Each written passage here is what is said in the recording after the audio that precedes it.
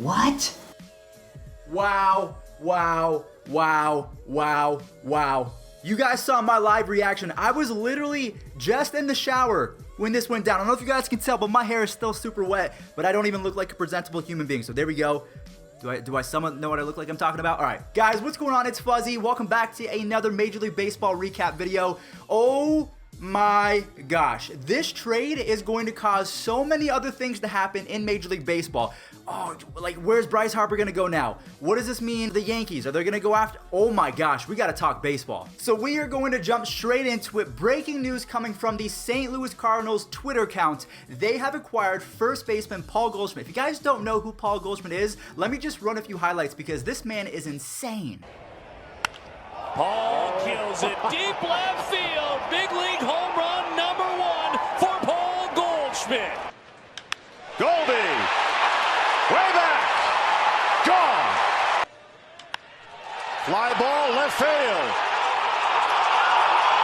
Way out, tied.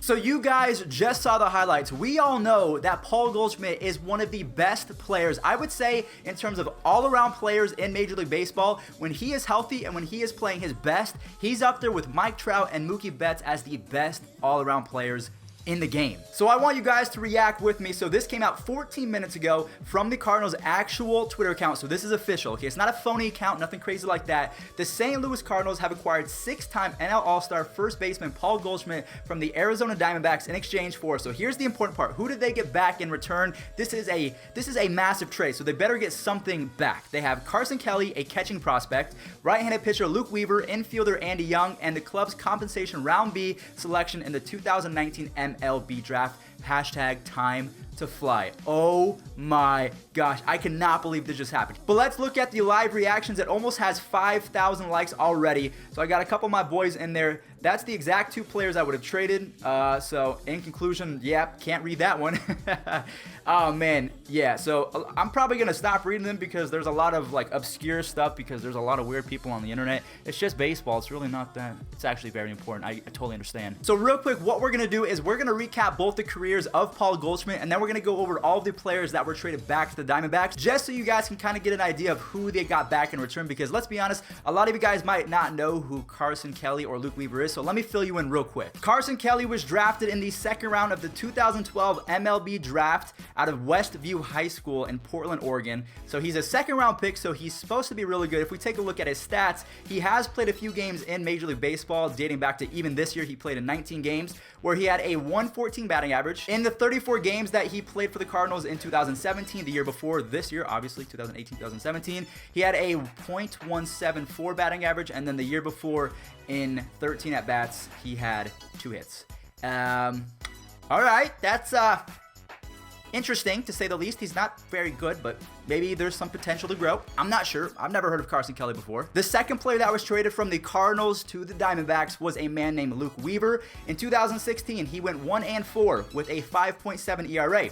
All right, in 2017, 7-2 with a 3.88 ERA. Pretty solid. That's actually not too bad. In 2018, he did regress. He had a 7-11 win-loss record with a 4.95 ERA. And if we take a look at his strikeouts per 9, he has an 8 strikeout per 9 last year, which is, I mean, it's good, but it's not elite. I mean, this trade kind of seems lopsided so far. And then the final piece to the puzzle in this trade is Andy Young. He's an infielder for the Cardinals, or at least he was. He was drafted by the St. Louis Cardinals in the 37th round of the 2016 MLB June.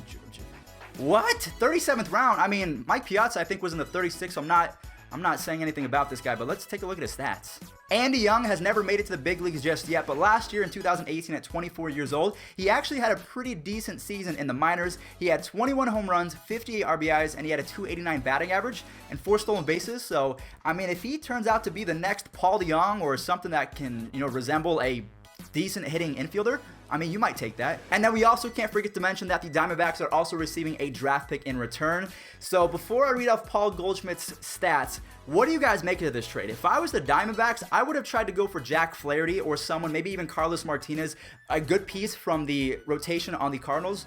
But, geez, I'm kind of dumbfounded by the haul on that. What did they get in return? The reason why I sound hesitant to say that this is a good trade is because when I read off the stats of Paul Goldschmidt, you guys are going to be thinking, what did they just what just happened to the Diamondbacks? In 2013, at 25 years old, Paul Goldschmidt had 36 home runs, 125 RBIs, 15 stolen bases, and a .302 batting average. He also led the league in slugging percentage, OPS, OPS plus, and total bases. You know, pretty all right. That's all right. The next year, in 2014, he was an all-star. He got hit in the hand, so he did not have a full season. In 2015, he had a 33 home run and 110 RBI campaign to go along with a .321 batting average. So far, you know, he's been pretty good. But then when you back it up with 2016, 2017, 2018, with 24 plus home runs and at least 90 RBIs to go along with a 297, 297, and 290 batting average. And oh yeah, along the way, he has three Gold Gloves. So Paul Goldschmidt, like I said, when he's right and when he's on top of his game,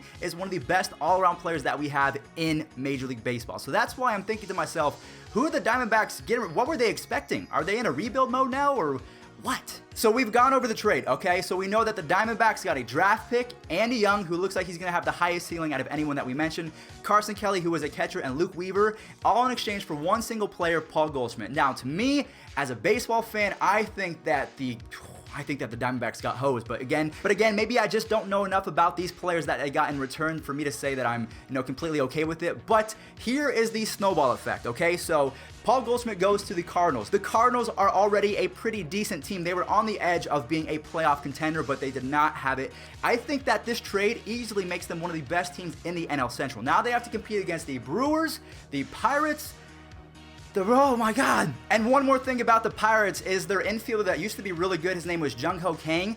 We all thought that he was going to get arrested, blah, blah, blah, blah, DUI, all this stuff. He's actually signing a one-year contract, so he's going to be back as well. So the Pirates, they have a pretty good rotation. They have Chris Archer. Say what you want about Chris Archer, but the Pirates are going to be good. We all know the Cubs are going to be good. If they get Bryce Harper, they're going to be even better. We know that the Brewers, if they can get one more starting pitcher in their rotation, they're going to be even, like, the NL Central, the entire National League is getting so good within the span of 2 weeks. And the reason why I say that is because in the NL East, the Atlanta Braves, they just signed Josh Donaldson and Brian McCann. Brian McCann, he's not that great of a player anymore, but that just shows that they're going for leadership. What does leadership mean? You are trying to make it to the playoffs, because that is when leadership really comes into play.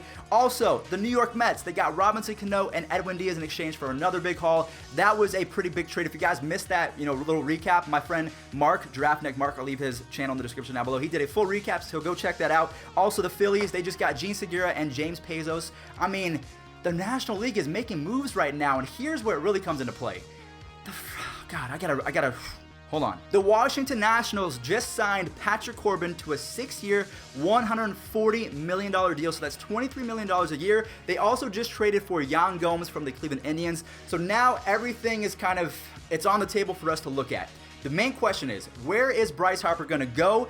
And where's Madison Bumgarner going to get traded to, as well as Carlos Carrasco, Corey Kluber, or Trevor Bauer? Because those are the main trade pieces right now, and you guys better pay attention. In my humble opinion, I feel like the best situation right now for Bryce Harper is to go to the Chicago Cubs. But I think the Nationals are trying everything possible to try and stray him away. I don't think he's going to take less dollars, but I think if they sign Patrick Corbin, they just got Yan Gomes, they're showing that they are willing to compete. I mean, they still have Victor Robles, a young prospect. They still have Juan Soto, who was amazing last year, so they're capable. But if they can retain Bryce Harper, the Nationals will be filthy. I mean, we always say that about the Nationals, but they'll be really good. Bryce Harper could also now be interested in the Cardinals, considering that they need one more outfielder and they just signed Paul Goldschmidt. Can you imagine Harrison Bader, Bryce Harper, Paul Goldschmidt all back to back? That's, oh my gosh, that is filthy. I don't even want to imagine that. As a Pirates fan, Cubs fan, Brewers fan, I'd be scared. So that's the Bryce Harper effect. Where is he going to go? Is he going to stay with the National League, or is he now going to jump ship and go to the American League? We got to talk about the Yankees, because they lost out on Patrick Corbin.